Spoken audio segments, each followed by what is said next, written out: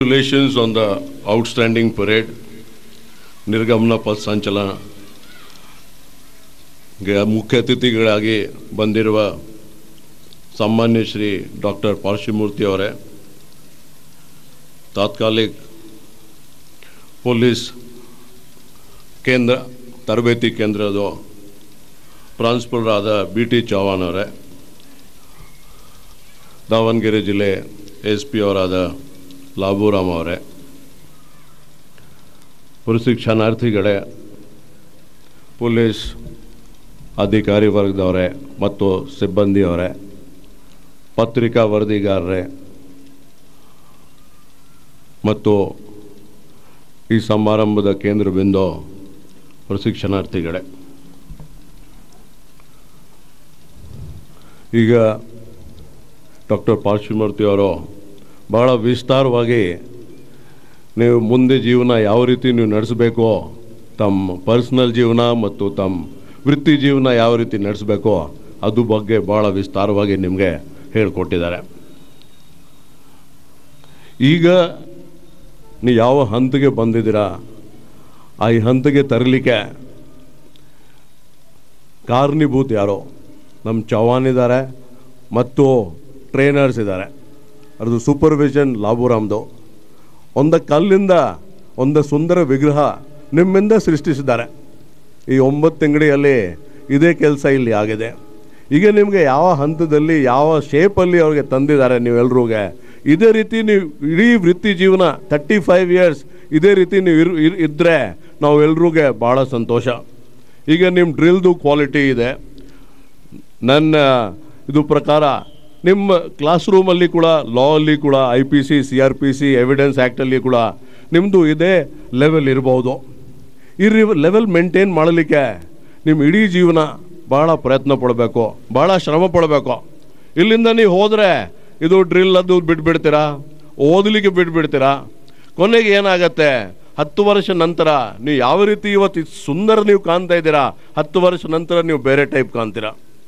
10 ವರ್ಷ ನಂತರ ಕೂಡ ನೀವು ಇದೇ ರೀತಿ ಕಾಣಿಸಿದರೆ, ಇದೇ ರೀತಿ ಪರೇಡ್ ಮಾಡಿದರೆ, ಇದೇ ರೀತಿ ರೂಲ್ ಆಫ್ ಲಾ, ಇದೇ ರೀತಿ ನಿಮ್ಮ ಪ್ರೊಫೆಷನಲಿಸಮ್ ಮೇಂಟೈನ್ ಮಾಡಿದರೆ, ಈ ಒಂದು ತರಬೇತಿ ಬೇಸಿಕ್ ಟ್ರೈನಿಂಗ್ ನಾವು ಏನು ಕೊಟ್ಟಿದ್ದೀವಿ ನಿಮಗೆ, ಅದು ಒಂದು ಸಾರ್ಥಕ ಆಗತ್ತೆ.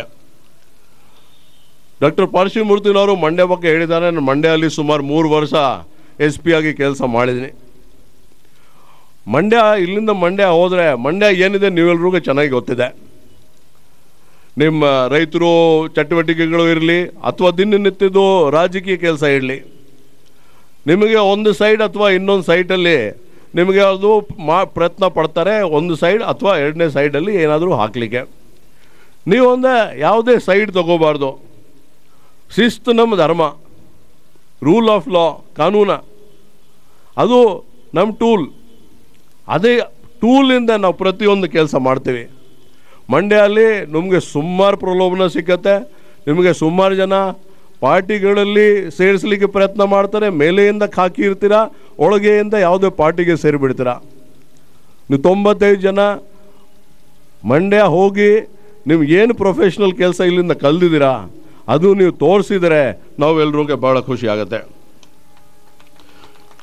ಈ ಕಾಲದಲ್ಲಿ ಈ ಬೇರೆ ನಮ್ಮ ವ್ಯಾಲ್ಯೂಸ್ ಏನಿದೆ, ನಾವು ಆನೆಸ್ಟಿ ಇಟ್ಕೋಬೇಕು, ಪ್ರೊಫೆಷನಲ್ ಇಟ್ಕೋಬೇಕು, ಅದ್ರ ಜೊತೆಗೆ ಈ ಸಮಾಜದಲ್ಲಿ, ಈ ಸಂಸಾರಲ್ಲಿ ಕಂಪ್ಲೀಟ್ ಬದಲಾವಣೆ ಆಗಿಬಿಟ್ಟಿದೆ. ಈಗ ತಂತ್ರಜ್ಞಾನದಲ್ಲಿ, ಅದರಲ್ಲಿ ಕೂಡ ಮಾಹಿತಿ ತಂತ್ರಜ್ಞಾನ ಇಂದ ಇಡೀ ಸಮಾಜದಲ್ಲಿ, ಇಡೀ ಸಂಸಾರದಲ್ಲಿ ಪೂರ್ಣ ಬದಲಾವಣೆ ಆಗಿಬಿಟ್ಟಿದೆ. ಮಾಹಿತಿ ತಂತ್ರಜ್ಞಾನ ಬಿಟ್ಟು ನಮಗೆ ಯಾವುದೇ ಕೆಲಸ ಈ ಕಾಲದಲ್ಲಿ ಮಾಡೋಕ್ಕಾಗಲ್ಲ. ಸೊ ನಿಮ್ಮ ಪ್ರೊಫೆಷನಲಿಸಮ್ ಒಂದು ಉನ್ನತ ಮಟ್ಟಕ್ಕೆ ತರಲಿಕ್ಕೆ ಮಾಹಿತಿ ತಂತ್ರಜ್ಞಾನ ನೀವು ಉಪಯೋಗಿಸಬೇಕು. ಪ್ರತಿಯೊಂದು ಪೊಲೀಸ್ ಸ್ಟೇಷನಲ್ಲಿ ಈಗ 5 ಕಂಪ್ಯೂಟರ್ಸ್ ಇದೆ. ಆ ಕಂಪ್ಯೂಟರ್ಸ್ ನಮ್ಮೊಂದು ಸಾಫ್ಟ್ವೇರ್, ಪೊಲೀಸ್ IT ಸಾಫ್ಟ್ವೇರ್ ಅದರಿಂದ ಕನೆಕ್ಟೆಡ್ ಇದೆ. ಅದು ನೀವು ಕಲ್ದಿದ್ರೆ ನಿಮ್ಮ ಒಂದು ಬೇರೆ ಮಟ್ಟಿಗೆ ನೀವು ಬಂದುಬಿಡ್ತೀರಾ. ಭವಿಷ್ಯದಲ್ಲಿ ಯಾರಿಗೆ ಗೊತ್ತಿಲ್ಲ, ನಮ್ಮ ಕಾನ್ಸ್ಟೇಬಲರಿ ಎಲ್ಲ ಕಂಪ್ಲೀಟ್ ಮುಗಿಸ್ಕೊಂಡು ಒಂದು ಆಫೀಸರೇ ಕ್ಲಾಸ್ ಇರ್ತದೆ. ಫಾರಿನ್ ಕಂಟ್ರೀಸಲ್ಲಿ, ಇಟ್ಲಿಯಲ್ಲಿ, ಜರ್ಮನಿಯಲ್ಲಿ, US ಅಲ್ಲಿ ಕಾನ್ಸ್ಟೇಬಲರಿ ಇರೋದಿಲ್ಲ. ನಾವು ಎಲ್ರಿಗೂ ಪೊಲೀಸ್ ಆಫೀಸರ್ಸ್ ಹೇಳ್ತೀವಿ, ಅವ್ರಿಗೆ ಪೊಲೀಸ್ ಆಫೀಸರ್ಸ್ ಕರಿತೀವಿ. ಸಿವಿಲ್ ಪೊಲೀಸ್ ಆಫೀಸರ್ಸ್ ಅದು ಡೆಸಿಗ್ನೇಷನ್, ಯಾರೊಬ್ಬರು ಆಫೀಸರ್ ಇರಲಿ ಯುನೈಟೆಡ್ ನೇಷನ್ಸಲ್ಲಿ. ಸೊ ಈ ರೀತಿ ನೀವು ಸ್ಕಿಲ್ಸ್ ಇಂಪ್ರೂವ್ ಮಾಡಿದರೆ ಸ್ಕಿಲ್ಸ್ ಇಂಪ್ರೂವ್ ಮಾಡಿದರೆ ನಾಳೆ ಏನಾದರೂ ಬದಲಾವಣೆ ತರಲಿಕ್ಕೆ ಯಾರು ನಮ್ಮ ನಾಯಕರು ಇದ್ದಾರೆ, ಯಾರು ಪೊಲೀಸ್ ಲೀಡರ್ಸ್ ಇದ್ದಾರೆ, ಅವರಿಗೆ ಸ್ವಲ್ಪ ಶಕ್ತಿ ಇರ್ತದೆ. ನಿಮ್ಮ ಹತ್ರ ಸ್ಕಿಲ್ಸ್ ಇಲ್ಲ, ನಿಮ್ಮ ಹತ್ರ ಆ ರೀತಿ ನಾಲೆಜ್ ಇಲ್ಲ, ಅಲ್ಲಿ ನಮಗೇನಾದರೂ ಬದಲಾವಣೆ ತರಲಿಕ್ಕೆ ಅಥವಾ ಏನಾದರೂ ಮೇಜರ್ ಒಂದು ಅಮೆಂಡ್ಮೆಂಟ್ ಮಾಡಲಿಕ್ಕೆ ಅದು ತೊಂದರೆ ಬರ್ತಾ ಇರ್ತದೆ. ಇಷ್ಟೆಲ್ಲ ಮಾಡಿದರೆ ಕೂಡ ಅದು ಎಲ್ಲ ಮಾಡಲಿಕ್ಕೆ ಸಾಧ್ಯ ಆಗಲ್ಲ. ಈಗ ಪೊಲೀಸ್ ಮತ್ತು ಪಬ್ಲಿಕಲ್ಲಿ ಸುಮಾರು ಒಂದು ಗ್ಯಾಪ್ ಇದೆ, ಅದು ನೀವೆಲ್ಲರಿಗೂ ಗೊತ್ತಿದೆ, ನನಗೆ ಕೂಡ ಗೊತ್ತಿದೆ. ಈ ಬಗ್ಗೆ ಪಾರ್ಶ್ವಮೂರ್ತಿ ಕೂಡ ಮಾತಾಡಿದ್ದಾರೆ. ಆದರೆ ಇದು ಒಂದು ಕಮ್ಯುನಿಟಿ ಪೊಲೀಸಿಂಗಿಂದ ಅಥವಾ ನೇಬರ್ಹುಡ್ ವಾಚ್ ಸ್ಕೀಮಿಂದ ಆ ರೀತಿ ಒಂದು ಮಾಡಿದರೆ ಮಾತ್ರ ಆಗಲ್ಲ. ನಿಮ್ಮ ದಿನನಿತ್ಯದ ಜೀವನ ಏನಿದೆ, ವೃತ್ತಿ ಜೀವನ ಇರಲಿ ಅಥವಾ ನಿಮ್ಮ ಪರ್ಸನಲ್ ಲೈಫ್ ಇರಲಿ, ಅದು ಒಂದು ಚೆನ್ನಾಗಿ ಒಂದು ಹ್ಯೂಮನ್ ಬೀಯಿಂಗ್ ಇದ್ದರೆ, ಒಂದು ಚೆನ್ನಾಗಿ ಮನುಷ್ಯ ಇದ್ದರೆ ಅದು ನೋಡಿಕೊಂಡು ಅವ್ರಿಗೆ ಪೊಲೀಸ್ ಮೇಲೆ ಭರವಸೆ ಆಗತ್ತೆ, ನಿಮ್ಮ ಮೇಲೆ ಭರವಸೆ ಆಗತ್ತೆ. ಮತ್ತು ಈ ಸಂಸಾರದಲ್ಲಿ ಈಗ ನಾಲೆಜ್ ಬೇಸ್ಡ್ದು ಸಮಾಜ ಹೇಳ್ತಾರೆ, knowledge based society, knowledge based economy.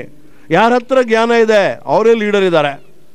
ಮತ್ತು ಪೊಲೀಸಲ್ಲಿ ಕೂಡ ಈಗ ಕೂಡ ಕೆಲವು ಜನಕ್ಕೆ ಜ್ಞಾನ ಇದೆ. ಒಂದು ಕುಮಾರ್ ಒಂದು ಕಾನ್ಸ್ಟೇಬಲ್ ಇದ್ದಾರೆ ಮಂಡ್ಯನವರು, ಈಗ state police data centre chief ಅವರು. ಒಂದು ಕಾನ್ಸ್ಟೇಬಲ್ ಆಗಿ state police data centre chief ಆಗಿದ್ದಾರೆ. ಅದು ಎಷ್ಟು ಒಂದು ದೊಡ್ಡ ಕೆಲಸ ಅವ್ರು ಮಾಡಿದ್ದಾರೆ. ಅವ್ರ ಕೆಳಗಡೆ HP ಮಲ್ಟಿನ್ಯಾಷನಲ್ ಕಂಪನಿನವರು 6 ಜನ ಇಂಜಿನಿಯರ್ಸ್ ಕೆಲಸ ಮಾಡ್ತಾ ಇದ್ದಾರೆ. ಇದು ಯಾಕೆ ನಾನು ಹೇಳ್ತಾ ಇದ್ದಾನೆ, ನೀವೆಲ್ಲರಿಗೆ ಕೂಡ ಈಗ ಅವಕಾಶ ಇದೆ. ಡೈರೆಕ್ಟಾಗಿ ಕಾಣಿರ್ಲಿಕ್ಕಿಲ್ಲ, ಬಟ್ ಆದರೆ ಅವಕಾಶ ಇದೆ. ಈ IT ವರ್ಲ್ಡಲ್ಲಿ, ಟೆಕ್ನಾಲಜಿ ವರ್ಲ್ಡಲ್ಲಿ ಇಷ್ಟೆಲ್ಲ ಚೇಂಜಸ್ ಆಗ್ತಾ ಇದೆ. ನೀವು ಕೂಡ ಹುಡುಕಬೇಕು, ಎಲ್ಲಿ ನನ್ನ ಇದು ಏನು ಸ್ಕಿಲ್ಸ್ ಇದೆ, ನನ್ನ ನಾಲೆಜ್ ಇದೆ, ಎಲ್ಲಿ ಉಪಯೋಗಿಸ್ಬೇಕು. ಸಾಮಾನ್ಯವಾಗಿ ಕಾನ್ಸ್ಟೇಬಲ್ಸಲ್ಲಿ ಈಗ ಸುಮಾರು ಎಜುಕೇಟೆಡ್ ಜನ ಬರ್ತಾರೆ. ಅವ್ರಿಗೆ ಕೂಡ ಜೀವನದಿಂದ ಆಸೆ ಇರ್ತದೆ, ದುರಾಸೆ ಇರಬಾರ್ದು.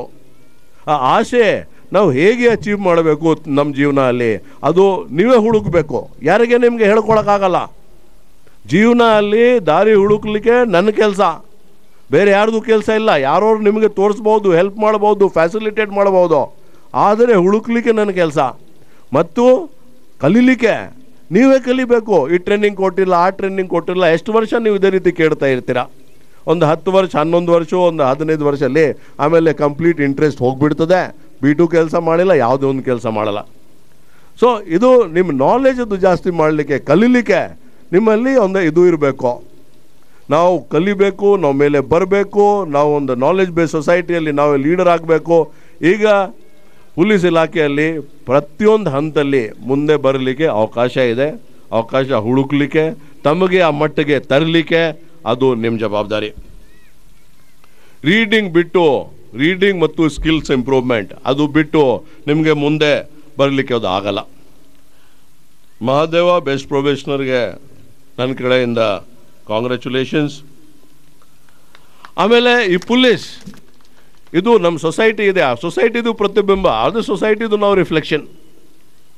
ನೋಡೋರು ಸಮವಸ್ತ್ರದಲ್ಲಿ ನೋಡಿದರೆ ಹೇಳ್ತಾರೆ ಚೆನ್ನಾಗಿ ಸೊಸೈಟಿ ಇದೆ, ಇಲ್ಲಿ ಪೀಸ್ ಇದೆ, ಕಾನೂನು ಸುವ್ಯವಸ್ಥೆ ಇದೆ. ನಿಮಗೆ ನೋಡಿಕೊಂಡು ಕಾನೂನು ಸುವ್ಯವಸ್ಥೆ ಬಗ್ಗೆ ಹೇಳ್ತಾರೆ, ನಿಮಗೆ ನೋಡಿಕೊಂಡು ಗವರ್ನೆನ್ಸ್ ಬಗ್ಗೆ ಹೇಳ್ತಾರೆ, ನಿಮಗೆ ನೋಡಿಕೊಂಡು ಕಾನೂನ ಬಗ್ಗೆ ಹೇಳ್ತಾರೆ, ನಿಮಗೆ ನೋಡಿಕೊಂಡು ಹೆಲ್ತ್ ಬಗ್ಗೆ ಹೇಳ್ತಾರೆ. ಈ ಸಮಾಜದಲ್ಲಿ, ಈ ರಾಜ್ಯದಲ್ಲಿ ಒಂದು ಚೆನ್ನಾಗಿ ಹೆಲ್ತ್ ಇದೆ, ಚೆನ್ನಾಗಿ ಜ್ಞಾನ ಇದೆ, ಚೆನ್ನಾಗಿ ನಾಲೆಜ್ ಇದೆ, ಅದು ನಿಮಗೆ ನೋಡಿಕೊಂಡು. ಬೇರೆ ಯಾರವ್ರದ್ದು ಸಮವಸ್ತ್ರದಲ್ಲಿ ಇಲ್ಲ. ಅಲ್ಲಿ ಅವ್ರಿಗೆ ಏನು ಗೊತ್ತಾಗಲ್ಲ. ಅವ್ರು ಗೌರ್ಮೆಂಟ್ನವರು ಇದ್ದಾರೆ, ಪ್ರೈವೇಟ್ನವರು ಇದ್ದಾರೆ, ಮೋಸ ಮಾಡೋರು ಇದ್ದಾರೆ, ಹಮಾಲಿ ಇದ್ದಾರೆ, ಯಾರು ಏನು ಅವ್ರಿಗೆ ಕಾಣೋದಿಲ್ಲ. ಮತ್ತು ನೀವು ಸಿವಿಲ್ ಕಾನ್ಸ್ಟೇಬಲ್ಸ್ ಮತ್ತು ಆರ್ಮ್ಡ್ ಕಾನ್ಸ್ಟೇಬಲ್ಸಲ್ಲಿ ಭಾಳ ವ್ಯತ್ಯಾಸ ಇದೆ.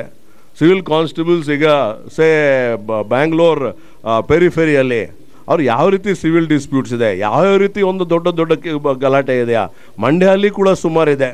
ಸೊ ನಿಮಗೆ ಅದರಲ್ಲಿ ನಾಲೆಜ್ ಬೇಕಾಗತ್ತೆ. ನಾಲೆಜ್ ಇದ್ದರೆ ನಿಮ್ಮ ಹಂತಲ್ಲಿ ಕೂಡ ಕೆಲಸ ಮಾಡ್ಲಿಕ್ಕೆ ಬರ್ತದೆ. ಇಲ್ಲ ಅಲ್ಲಿ ಗೊತ್ತಾಗಲ್ಲ. ಮ್ಯಾನೇಜ್ಮೆಂಟ್ದು ಜ್ಞಾನ ಇರಲಿ, ಬಿಸ್ನೆಸ್ದು ಜ್ಞಾನ ಇರಲಿ, ನೆಗೋಷಿಯೇಟ್ ಮಾಡಲಿಕ್ಕೆ ಜ್ಞಾನ ಇರಲಿ, ಮೀಡಿಯೇಟ್ ಮಾಡಲಿಕ್ಕೆ ಜ್ಞಾನ ಇರಲಿ, ಏನಾದರೂ ತೀರ್ಮಾನಕ್ಕೆ ಪರ್ಸುವೇಟ್ ಮಾಡೋಕ್ಕೆ ಆ ಜಾಗಕ್ಕೆ ತರಲಿಕ್ಕೆ ಅದು ನಿಮ್ಮ ಹತ್ರ ಸ್ಕಿಲ್ಸ್ ಬೇಕಾಗತ್ತೆ. ಈಗ 9 ತಿಂಗಳು ನೀವು ಚೆನ್ನಾಗಿ ಇಲ್ಲಿಂದ ಟ್ರೈನಿಂಗ್ ತೊಗೊಂಡು ಮಂಡ್ಯಗೆ ಹೋಗ್ತಾ ಇದ್ದೀರಾ. I wish you all the best in your career and I expect that all of you maintain the same health, same level of parade and a very, very professional attitude to yourself, life, career, and maintain yourself with all amount of decency, dignity and humility. Best of luck. Thank you.